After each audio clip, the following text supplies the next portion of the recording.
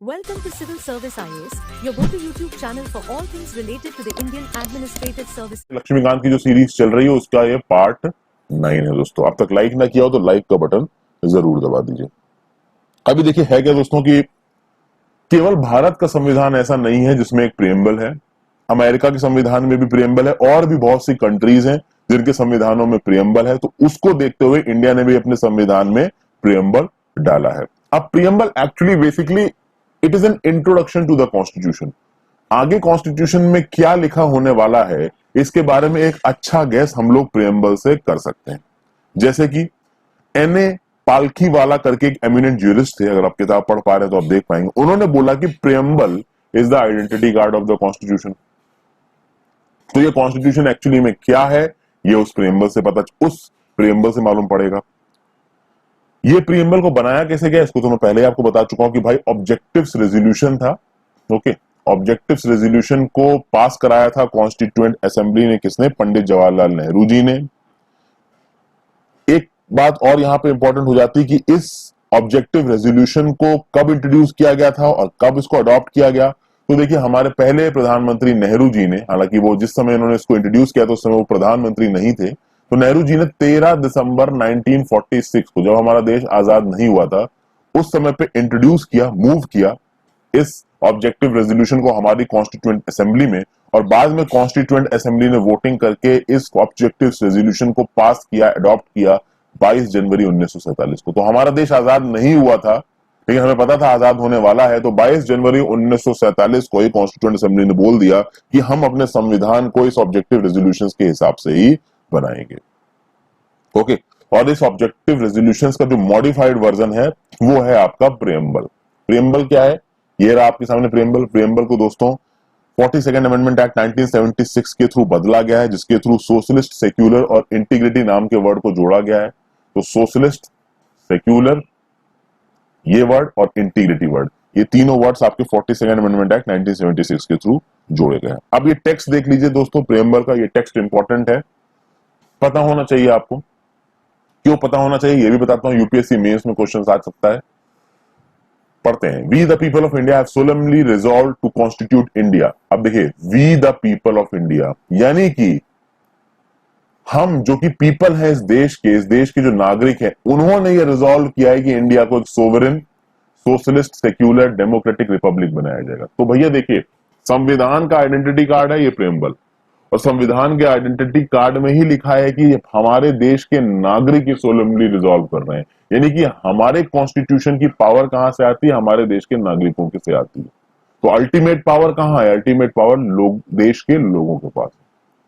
And to secure to all its citizens justice, social, economic and political, liberty of thought, expression, belief, faith and worship, equality of status and of opportunity and to promote among all, fraternity, assuring the dignity of the individual and unity and integrity of the nation। इसके पहले UPSC mains में कई बार सवाल आ चुका है। UPSC mains में preamble के words को बेस बना के आपसे सवाल पूछा जा सकता है।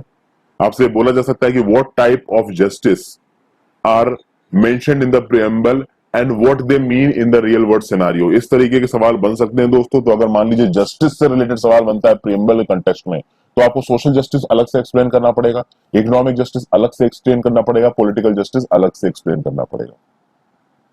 इसलिए ये टेक्स्ट अगर आप याद रख ले तो बेटर रहेगा। Justice, social, economic and political, फिर liberty of thought, expression, belief, faith and worship, equality of status and of opportunity and to promote among them all, fraternity, assuring the dignity of the individual and the unity and integrity of the nation.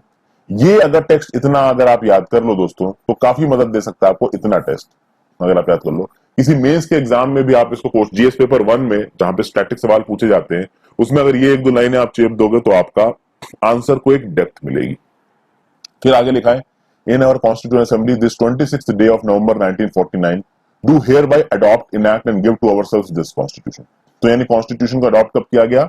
26 नवंबर 1949 का। ये याद रखिएगा, PCS में बहुत one liner question पूछे जाते हैं कि भाई हमारे देश के संविधान को कब अडॉप्ट किया गया? तो 26 नवंबर 1949 को अडॉप्ट किया गया। अब आप आगे किताब में देखोगे दोस्तों तो बात कर रखी है इंग्रेडिएंट्स ऑफ द प्रियम्बल। जैसा होता है ना खाने में मसाले होते हैं, इंग्रेडिएंट्स होते हैं। इसके इंग्रेडिएंट क्या है? 4 इंपॉर्टेंट इंग्रेडिएंट है। पहला है source of the authority of the constitution. तो जैसा कि मैंने आपको शुरू में बताया दोस्तों, हमारे संविधान में जो कुछ भी लिखा है उसकी अथॉरिटी का सोर्स आता है लोगों से, क्योंकि यहां पे हमने देखा प्रेम्बल में क्या लिखा हुआ है, we the people of India having solemnly resolved to constitute India into, यानी हम इस देश के लोगों ने ये रिजॉल्व किया है कि हम अपने संविधान को sovereign, socialist, secular, democratic Republic बनाएंगे। तो सोर्स ऑफ अथॉरिटी क्या है? तो हमारे देश के लोग। दूसरा, हमारा देश के संविधान का नेचर क्या है? तो भाई नेचर में यहां देखिए, नेचर है भाई सोवरेन, यानी हम किसी आउटसाइड इन्फ्लुएंस में नहीं है, अपने डिसीजन हम खुद लेते हैं।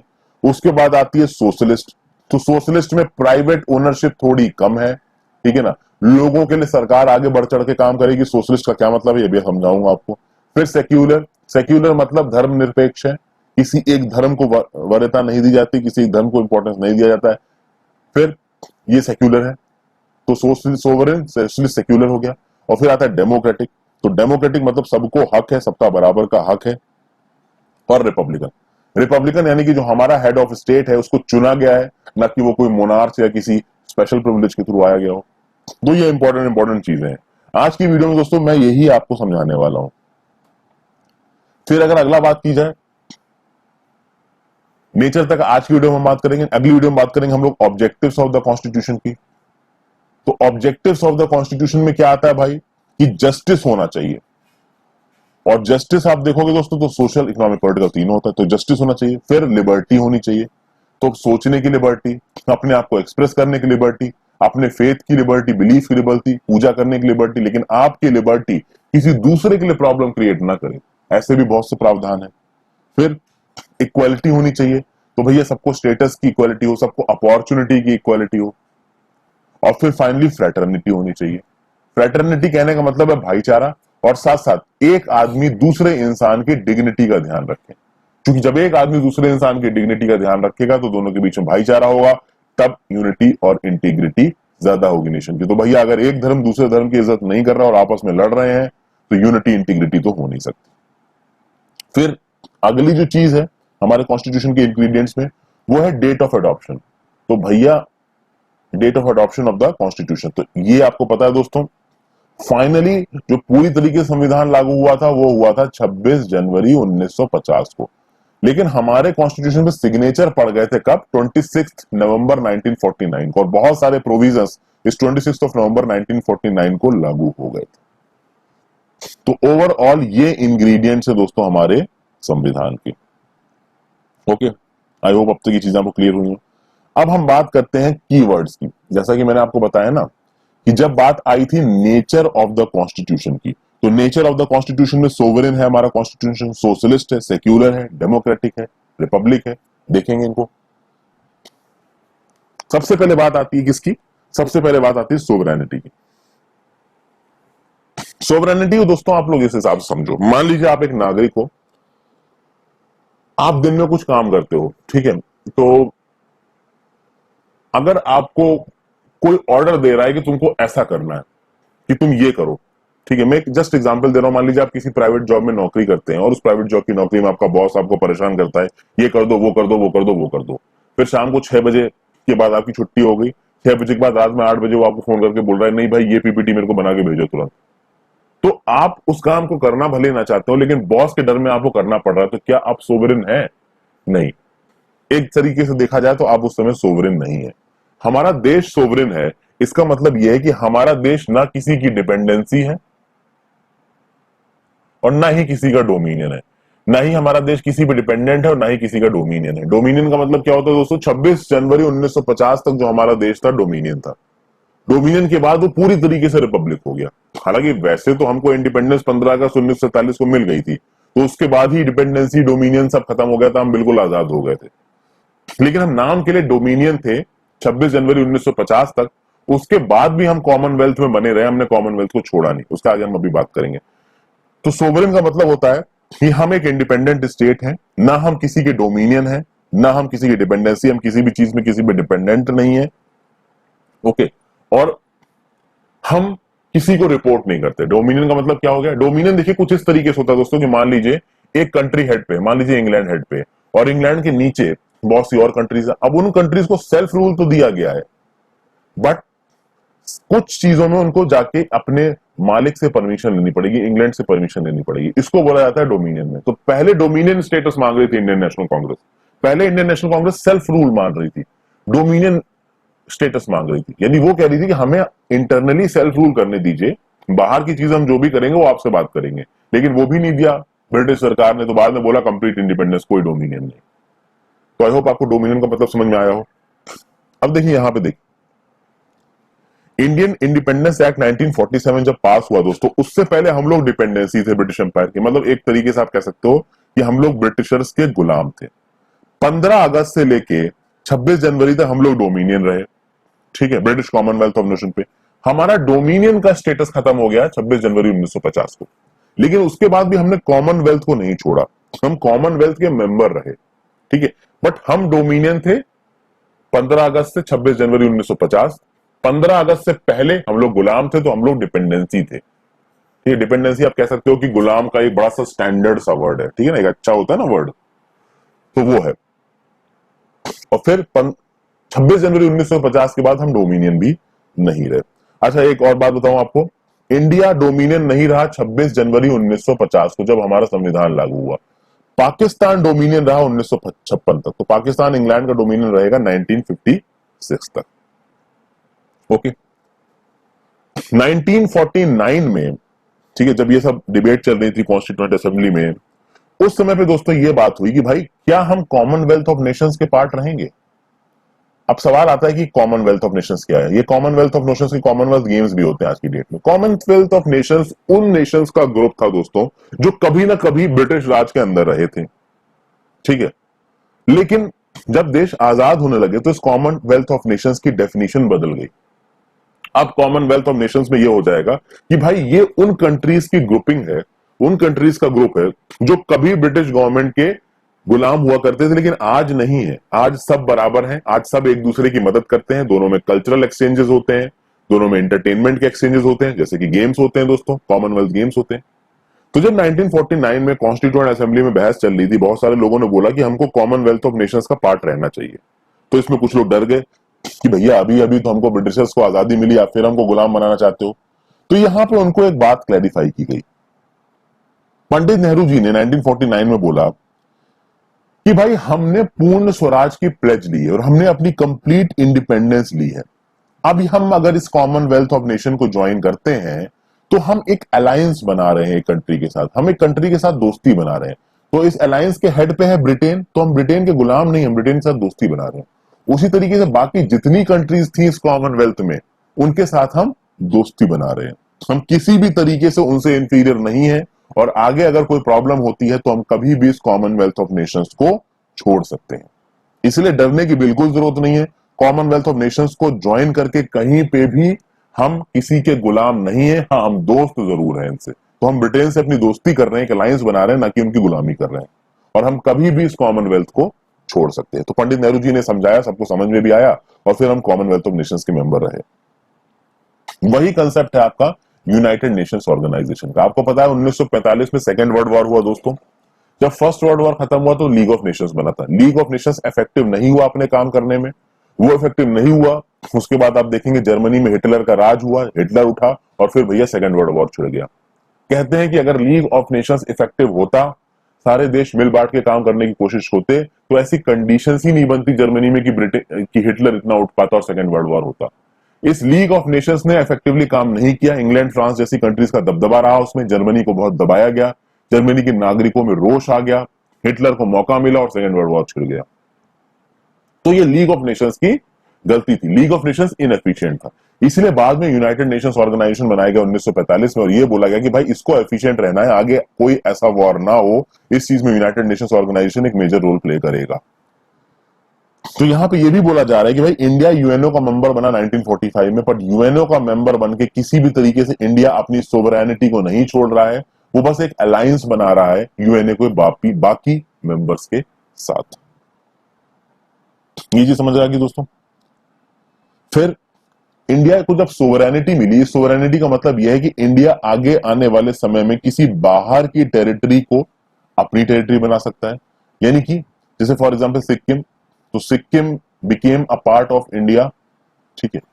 तो सोवरेन होने का मतलब है कि किसी बाहर की टेरिटरी को अपनी टेरिटरी बना सकता है और अपनी किसी टेरिटरी को बाहर की कंट्री की टेरिटरी को दे सकता है। तो लैंड बॉर्डर एग्रीमेंट हुआ था बांग्लादेश के साथ, उसमें बहुत सारे कॉन्क्लेव्स को इंटरचेंज किया गया था। तो बांग्लादेश से कुछ कॉन्क्लेव्स अपनी तरफ लिए गए थे और हमारी तरफ से कुछ कॉन्क्लेव्स बांग्लादेश की तरफ दिए गए थे। तो ये एक एग्जाम्पल है सोवरेनिटी का।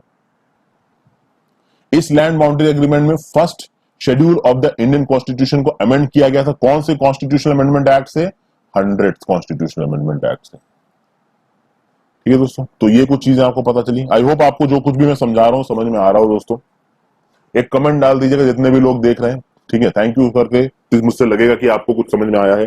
कुछ डाउट हो वो भी आप नीचे कमेंट सेक्शन में लिख सकते हैं। जितना हो सकेगा उतना मैं जवाब देने की कोशिश करूंगा। दोस्तों कभी कभी ऐसा होता है कि मैं सारे डाउट्स का जवाब नहीं दे पाता हूं, बट आप समझ सकते हैं मेरे पास समय थोड़ा कम रहता है। फिर आगे बात करते हैं सोशलिस्ट की। देखिए सोशलिस्ट टर्म पहले हमारे संविधान में सीधे सीधे मेंशन नहीं था, खासकर हमारे प्रियम्बल में। सोशलिस्ट वर्ड हमारे प्रियम्बल में, लेकिन जब 42nd अमेंडमेंट एक्ट आया 1976 का, उस समय पे सोशलिस्ट वर्ड को जोड़ा गया। अब खास बात दोस्तों ये है कि 42nd अमेंडमेंट एक्ट 1976 लगभग इमरजेंसी के समय पे आया था। तो सोशलिस्ट वर्ड को भी इसके थ्रू जोड़ा गया और भाई सेक्युलर वर्ड को भी इसके थ्रू जोड़ा गया, इंटीग्रिटी को भी इसके थ्रू जोड़ा गया। अब इस बात पे आप कह सकते हैं कि बड़ा क्रिटिसिज्म हुआ इंडियन नेशनल कांग्रेस का कि भाई इमरजेंसी के समय पे आप ऐसे वर्ड्स जोड़ रहे हो। तो आगे जैसे जैसे हम लोग लक्ष्मीकांत बढ़ेंगे उस समय पे क्या हुआ था, एक न्यूट्रल पर्सपेक्टिव से हम लोग समझने की कोशिश करेंगे। ठीक है, हमारा काम क्या है कि देखिए एग्जाम्स के पर्सपेक्टिव से पढ़ना, किसी चीज को जज करना हमारा काम नहीं है। तो जितना ज्यादा न्यूट्रल तरीके से हो सकता है उतना न्यूट्रल तरीके से मैं आपको चीजों को बताऊंगा। सोशलिस्ट को समझते दोस्तों, तो सोशलिस्ट कंटेंट हमारे संविधान में क्या 42nd अमेंडमेंट एक्ट 1976 से पहले था? बिल्कुल था दोस्तों। Directive principles of state policy के बहुत से आर्टिकल्स इसी सोशलिस्ट पैटर्न को फॉलो करते हैं। लेकिन इस सोशलिस्ट पैटर्न को 42nd अमेंडमेंट एक्ट के बाद सोशलिस्ट वर्ड प्रियम्बल में डाल के बिल्कुल एक्सप्लिसिट कर दिया गया, सामने सामने दिखा दिया गया। अच्छा, इस सोशलिस्ट पैटर्न को इस्टेब्लिश करने के लिए एक आबादी सेशन हुआ था 1955 में कांग्रेस का। उस 1955 की आबादी सेशन में एक रेजोल्यूशन लिया था कांग्रेस ने। उस रेजोल्यूशन में बोला था कि भाई जो हमारा देश का एडमिनिस्ट्रेशन का पैटर्न होगा उसको हम लोग सोशलिस्ट रखेंगे। यानी कि जो प्रिंसिपल मींस ऑफ प्रोडक्शन है उनकी सोशल ओनरशिप रहेगी, यानी कि प्राइवेट ओनरशिप कम रहेगी, सोशल ओनरशिप ज्यादा रहेगी, ताकि हम इस देश की दौलत को इक्विटेबली बांट सके। यानी किसी एक के हाथ में वो दौलत कंसंट्रेट ना हो जाए। खासकर इन सब चीजों को इस सेंस में कहा गया था दोस्तों, क्योंकि बहुत सारे लैंड रिफॉर्म्स लिए गए थे हमारी आजादी के बाद। बड़े बड़े जमींदारों के पास बहुत ज्यादा लैंड थे, गरीब आदमी के पास कुछ भी नहीं था। तो एक प्रॉपर डिस्ट्रीब्यूशन की बात कही गई थी, इसलिए पे कहा गया था कि भाई सोशलिस्ट पैटर्न ऑफ कंट्रोल होगा। अगर सरकार को कहीं पे ये लगेगा कि किसी एक इंसान के पास दौलत ज्यादा आ रही है, इनइक्विटेबली दौलत उसने हथियार रखी है, तो उससे दौलत लेके बाकियों को दे भी सकते हैं। ऐसे बहुत से लैंड रिफॉर्म्स, जमींदारी रिफॉर्म्स सरकार ने किए थे उस समय पे। तो ये रेजोल्यूशन लिया था इंडियन नेशनल कांग्रेस ने 1955 वाले अपने आबादी सेशन में। अच्छा, जब सोशलिज्म की बात आती है ना दोस्तों, यहां पे आपको समझना पड़ेगा दुनिया भर में बहुत अलग अलग तरीके का सोशलिज्म है। हमारे देश में जो सोशलिज्म है वो है डेमोक्रेटिक सोशलिज्म। यानी कि हमारे देश में दूसरों को देने के लिए जो दौलत है, जो रिसोर्सेज, उनका सेंट्रलाइज्ड कंट्रोल हो सकता है। लेकिन इसका मतलब ये नहीं है कि हमारे यहाँ पे प्राइवेट कंट्रोल होगा ही नहीं। कम्युनिस्टिक सोशलिज्म में क्या होता है? कम्युनिस्टिक सोशलिज्म में होता है कि सब कुछ सरकार का है, सब कुछ सेंट्रल गवर्नमेंट का। जैसे चाइना की जब शुरुआत हुई तो that was basically communistic socialism. Russia की शुरुआत हुई तो वो कम्युनिस्टिक सोशलिज्म हो गया। आज की डेट में नॉर्थ कोरिया का जो गवर्नेंस सिस्टम है ना, पूरा का पूरा कम्युनिस्टिक सोशलिज्म का है। चाइना, रशिया आज की डेट में कम्युनिस्टिक सोशलिज्म नहीं रह गए हैं दोस्तों, क्योंकि यहाँ पे प्राइवेट ओनरशिप आ रही है। लेकिन नॉर्थ कोरिया में आज की डेट में आप कह सकते हो कि एक तरीके से कम्युनिस्टिक सोशलिज्म ही चल रहा है, सब कुछ वहां स्टेट के हाथ में। मतलब जितने भी मीन्स ऑफ प्रोडक्शन है, डिस्ट्रीब्यूशन है, हर चीज का नेशनलाइजेशन है, पब्लिक प्राइवेट प्रॉपर्टी है ही नहीं।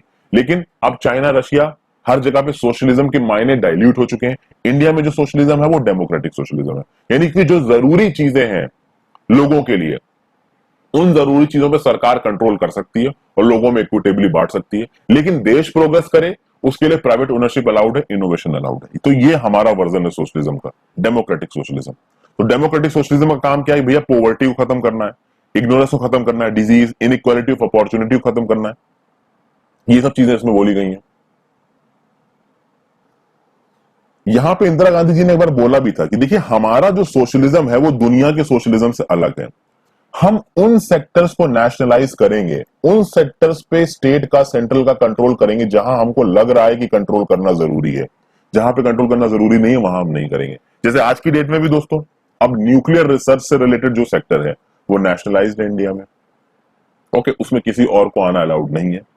तो नेशनलिज्म हम वहां करेंगे जहां हमको सही लगेगा, जहां हमको समय सही नहीं लगेगा वहां पे हम प्राइवेट चीजों को लेके आएंगे।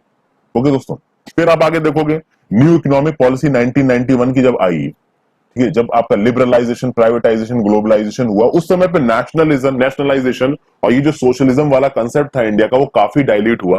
काफी प्राइवेट इन्वेस्टमेंट को अलाउ किया गया, हमारे मार्केट को दुनिया भर के लिए खोल दिया गया। लेकिन फिर भी सोशलिज्म पूरी तरीके से डाइल्यूट नहीं हुआ दोस्तों। आज की डेट में भी सरकार अगर चाहे, उसको लगता है कि नेशनल इंटरेस्ट में किसी एक मींस को पूरी तरीके से गवर्नमेंट कंट्रोल के अंदर लाने की जरूरत है तो सरकार कर सकती है। ठीक है, आगे चलते हैं, सेक्युलर की बात करेंगे दोस्तों। सेक्युलर को भी 42nd अमेंडमेंट एक्ट से जोड़ा गया था दोस्तों, और सुप्रीम कोर्ट ने 1974 में बोला कि भले ही दोस्तों हमारे देश में सेक्युलर नाम का शब्द सीधे सीधे मेंशन ना हो, क्योंकि ये 1976 में आया है, लेकिन हमारा देश के जो कॉन्स्टिट्यूशन मेकर्स थे वो इस देश को सेक्युलर बनाना चाहते थे। ये आपको दिखेगा राइट टू रिलीजियस फ्रीडम जो आर्टिकल 25 से 28 है उसमें देखने को। यानी कि किसी एक पर्टिकुलर रिलीजन को हमारे स्टेट का रिलीजन नहीं बनाया गया है। ओके, इसको कुछ दूसरी तरीके से आपको समझने की जरूरत है। देखिए, तीन तरीके के स्टेट्स होते हैं दोस्तों। एक होता है एथिस्टिक स्टेट। एथिस्टिक स्टेट का मतलब क्या है? एथिस्ट, एंटी रिलीजन, हम किसी रिलीजन को मानते ही नहीं है। दूसरा है थियोक्रेटिक स्टेट। थियोक्रेटिक स्टेट यानी कि हमारा एक वन इंपॉर्टेंट रिलीजन है। तो भैया आप पाकिस्तान में चले जाइए, बांग्लादेश में चले जाइए तो इस्लाम इंपॉर्टेंट रिलीजन है, म्यांमार चले जाएंगे तो बुद्ध धर्म इंपॉर्टेंट रिलीजन हो जाता है। और वहीं पे एक तरफ आता है सेक्युलर स्टेट। सेक्युलर स्टेट ये बोलता है कि कोई एक रिलीजन इंपॉर्टेंट नहीं है, हम रिलीजन के मामले में न्यूट्रल हैं। इंडिया का जो सेक्युलरिज्म है वो क्या बोलता है? इंडिया का सेक्युलरिज्म बोलता है कि भाई हम सारे रिलीजन्स को बराबर का हक देते हैं, हमारी नजरों में सारे रिलीजन्स बराबर हैं, और हम किसी को अगर बेनिफिट देंगे तो इक्विटेबल तरीके से बेनिफिट देंगे, और हम इस बात का भी ध्यान रखेंगे कि कोई एक रिलीजन दूसरे इंसान को परेशान ना करे। तो हमारे संविधान में साफ साफ लिखा हुआ है कि रिलीजियस डिनोमिनेशन, रिलीजियस चीजों को बढ़ावा देने के लिए आप किसी से टैक्स नहीं ले सकते। अगर आपकी रिलीजियस प्रैक्टिसेस किसी और को जेन्युइनली डिस्टर्ब कर सकती हैं तो आपकी उन रिलीजियस प्रैक्टिसेस को रोका जा सकता है। इसके बहुत से एग्जांपल मैंने पहले बताए हैं, आगे भी बताऊंगा दोस्तों। तो जो इंडियन कॉन्स्टिट्यूशन है ना में जो सेक्युलरिज्म है ना, वो secularism is a positive concept of secularism. यानी कि हम सारे रिलीजन्स की इज्जत करते हैं, हम सारे रिलीजन्स को इक्विटेबल बेनिफिट देंगे, और अगर कोई एक रिलीजन दूसरे रिलीजन के इंसान को परेशान कर रहा है जेन्युइनली तो उस एक्टिविटी को हम रोकेंगे। ये बोला गया है आर्टिकल 25 और 28 में, सीधे सीधे ये बात लिखी गई है। इसको एक प्रॉपर तरीके से डेसिफर करना, इन्फर करना, ये हमारी जुडिशरी का काम है। ये सेक्युलरिज्म है। तो 25 से 28 जब पहुंचेंगे तब देखेंगे। फिर आती है डेमोक्रेटिक पॉलिटी। तो भैया हमारे प्रेम्बल में डेमोक्रेटिक नाम के शब्द का जिक्र है। ओके, देखते हैं भाई कि क्या है ये डेमोक्रेसी। डेमोक्रेसी फ्रेंड्स देखिए दो तरीके की होती है। एक होती है डायरेक्ट डेमोक्रेसी, एक होती है इनडायरेक्ट डेमोक्रेसी। थोड़ा बहुत आइडिया मैंने आपको पहले दिया है। डायरेक्ट डेमोक्रेसी के बहुत से तरीके हैं। जैसे फॉर एग्जांपल एक तरीका है रेफरेंडम, एक तरीका है इनिशिएटिव, एक तरीका है रिकॉल, एक तरीका है प्लेबिसाइड। चारों तरीके बताता हूं। तो देखिए प्लेबिसाइड में क्या होता है दोस्तों? प्लेबिसाइड में मान लीजिए किसी एक जगह में लोगों को ये चुनना हो कि वो कहां रहना चाहते हैं। ज्यादातर बाउंड्री डिस्प्यूट्स को सॉल्व करने के लिए प्लेबिसाइड का इस्तेमाल किया जाता है। तो मान लीजिए किसी एक जगह पे वोटिंग पड़ी और उस वोटिंग में एक इंसान ने बोला कि हम इधर रहेंगे। हो गया था ना, एक बार नेहरू जी ने बोल दिया था कि हम प्लेबिसाइड कराएंगे कश्मीर में। तो सरदार पटेल जी ने बोला कि नहीं, प्लेबिसाइड नहीं कराना चाहिए, गलत है, और रशिया ने उस डिसीजन को वीटो कर दिया यूनाइटेड नेशंस की सिक्योरिटी काउंसिल में, क्योंकि रशिया के साथ हमारे अच्छे रिलेशन थे। तो प्लेबिसाइड बेसिकली होता है कि किसी एक जगह पे वोटिंग कराई जाएगी और उस वोटिंग में वहां के लोग बोल देते हैं कि हम इस साइड पे रहना चाहते हैं, तो वो चीज मान ली जाएगी। तो इसको डायरेक्ट डेमोक्रेसी कहा जाता है। फिर रेफरेंडम।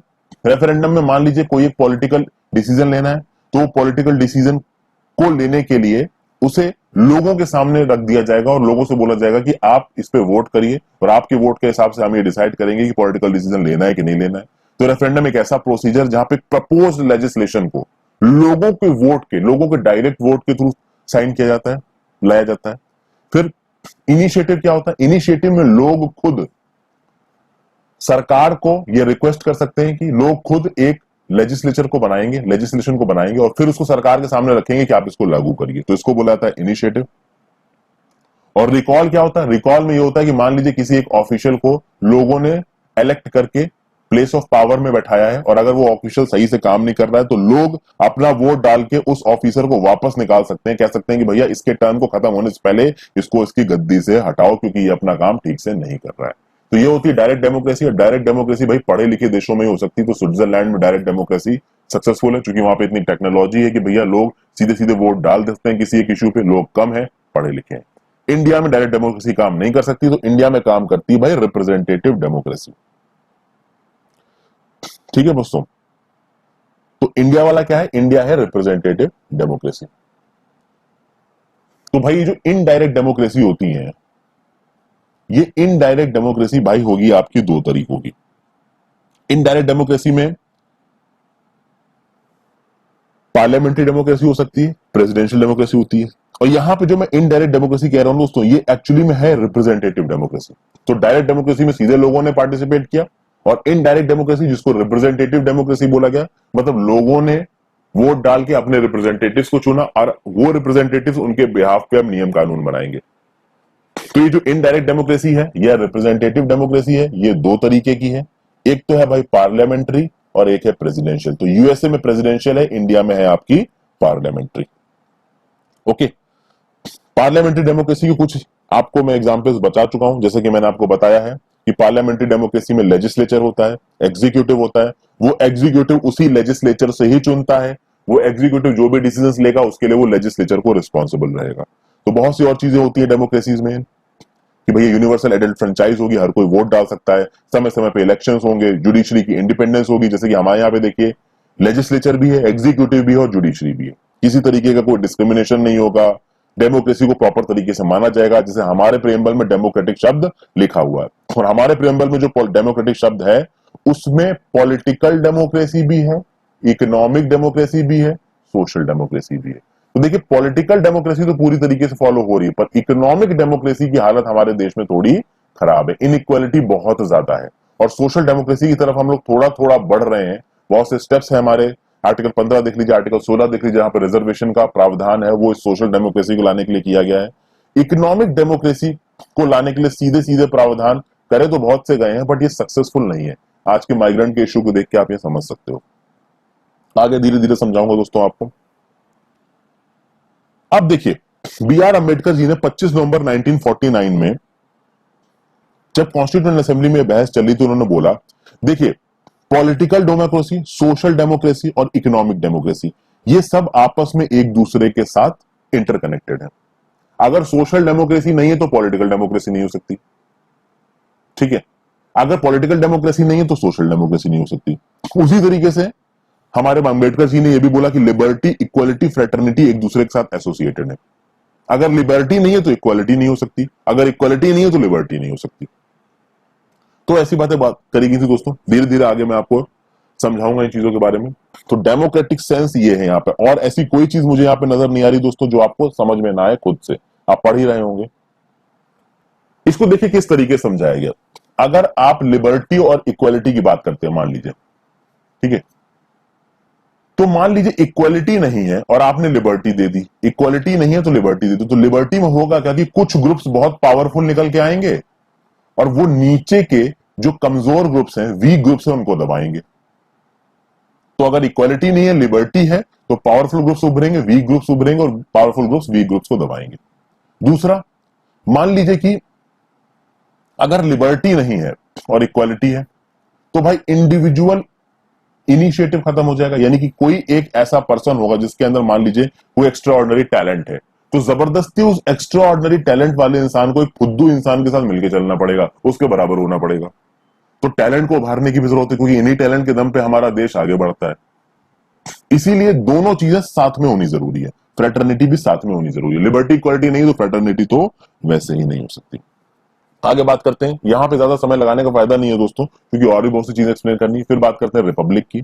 रिपब्लिक का मतलब सीधे सीधे दोस्तों ये होता है कि भैया आपका जो हेड ऑफ द स्टेट है वो है इलेक्टेड, ना कि पहले से ही फिक्स है कि कौन है। तो भाई डेमोक्रेटिक पॉलिटी दो तरीके की होती है, एक होती है मोनार्की, आज की डेट में इंग्लैंड में भी मोनार्की है, और एक होती है रिपब्लिक। मोनार्की मतलब एक खानदान का इंसान गद्दी पे बैठेगा, तो आज की डेट में भी इंग्लैंड में किंग और क्वीन होते हैं, हालांकि उनके पास रियल पॉलिटिकल पावर नहीं है, वहां पे रियल पॉलिटिकल पावर वहां के प्राइम मिनिस्टर के पास ही है इंग्लैंड में, लेकिन फिर है भी वो मोनार्की, क्योंकि वहां के जो हेड ऑफ स्टेट है वो भाई एक खानदान के हैं, तो किंग और क्वीन है। इंडिया में क्या है, नहीं रिपब्लिक है, तो श्री रामनाथ कोविंद जी है भाई, हमारे प्रेसिडेंट है, इलेक्ट होके आए हैं, भले ही इनडायरेक्ट इलेक्शन हुआ है बट इलेक्ट होके आए हैं, तो हम है रिपब्लिक। ओके दोस्तों, तो हमारे यहाँ पे इंडिया में किसी भी तरीके की हेरिडिटरी पोजीशन नहीं है, लेकिन मोनार्की में एक हेरिडिटरी पोजीशन होती है। यूएसए में भी किसी तरीके की कोई हेरिडिटरी पोजीशन नहीं है, उनका जो प्रेसिडेंट है हमेशा सेलेक्ट होता है, बट उनकी जो डेमोक्रेसी है वो प्रेसिडेंशियल डेमोक्रेसी है, हमारे यहाँ पे पार्लियामेंट्री है। ओके दोस्तों, तो ये होता है रिपब्लिक, मतलब हेड ऑफ द स्टेट को चुना गया हो। दूसरा, रिपब्लिक के दो मतलब और बताए यहाँ पे लक्ष्मीकांत जी ने।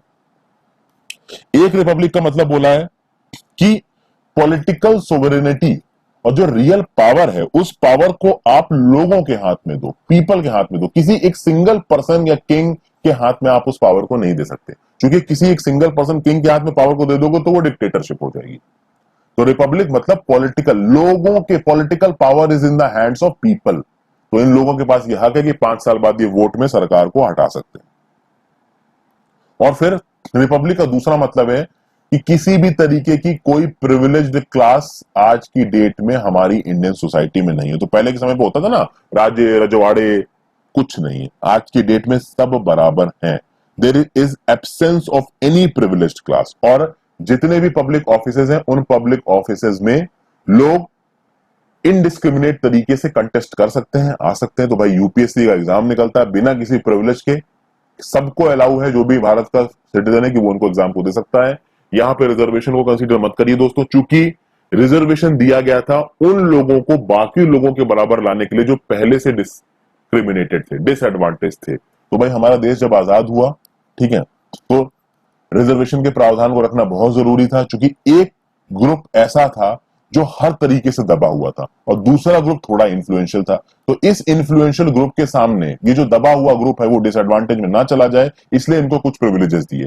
तो उन प्रिविलेजेस को आप इस रिपब्लिक वाले प्रिविलेजेस के साथ कंपेयर नहीं कर सकते। ये रिपब्लिक वाले प्रिविलेजेस हिस्टोरिकल प्रिविलेजेस हैं कि भाई राज्य रजवाड़े हुआ करते थे, प्रिंस हुआ करते थे, ठीक है, तो उनको स्पेसिफिकली एक जगह का राजा बना दिया जाता था। उस तरीके का कोई भी प्रिविलेज इंडिया में नहीं है दोस्तों।